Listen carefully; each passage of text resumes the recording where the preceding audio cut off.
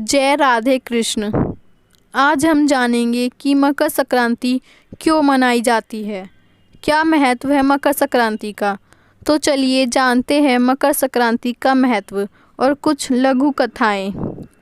पौष माह में जब सूर्य देव धनु राशि को छोड़कर मकर राशि में प्रवेश करते हैं, तब हिंदू धर्म का यह पर्व मकर संक्रांति के रूप में मनाया जाता है।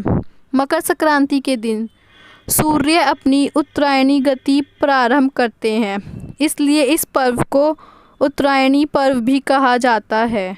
भगवान शनिदेव मकर राशि के स्वामी हैं और इस दिन सूर्य मकर राशि में प्रवेश करते हैं।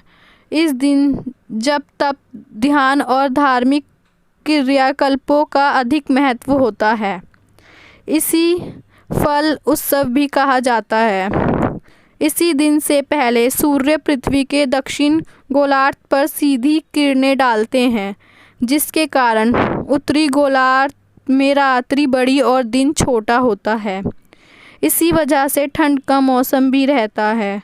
इसी दिन से सूर्य पृथ्वी के उत्तरी गोलार्ध की ओर बढ़ना शुरू होते हैं, जिसके कारण मौसम में परिवर्तन होता है और यह किसानों की फसल के लिए फ़ायदेमंद होता है। जैसे कि हम सभी जानते हैं, भारत पृथ्वी के उत्तर गोलार्ध पर स्थित है।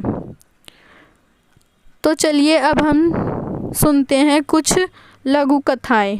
पार्ट 1। पौराणिक कथाओं के अनुसार इस दिन भगवान सूर्यदेव अपने पुत्र शनि जी से मिलने स्वयं उनके घर जाते हैं। क्योंकि शनि जी मकर राशि के देवता हैं, इसी कारण इसे मकर संक्रांति कहा जाता है।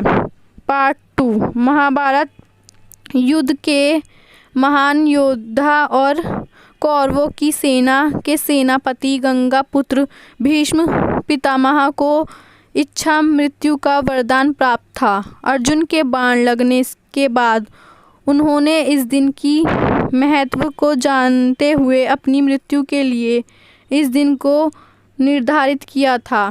भीष्म जानते थे कि सूर्य दक्षिण होने पर व्यक्ति को मोक्ष प्राप्त नहीं होता और उसे इस मृत्युलोक में पुनर्जन्म लेना पड़ता है।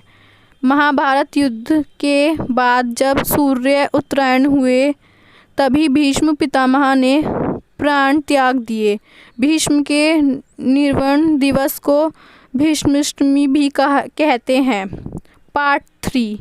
एक धार्मिक मान्यता के अनुसार संक्रांति के दिन ही माँ गंगा स्वर्ग के अवतरित होकर राजा भागीरथ के पीछे पीछे कपिल मुनि के आश्रम से होती हुई गंगा सागर तक पहुँची थी। धरती पर अवतरित होने के बाद राजा भागीरथ ने गंगा के पवन जल से अपने पूर्वजों का तर्प किया था।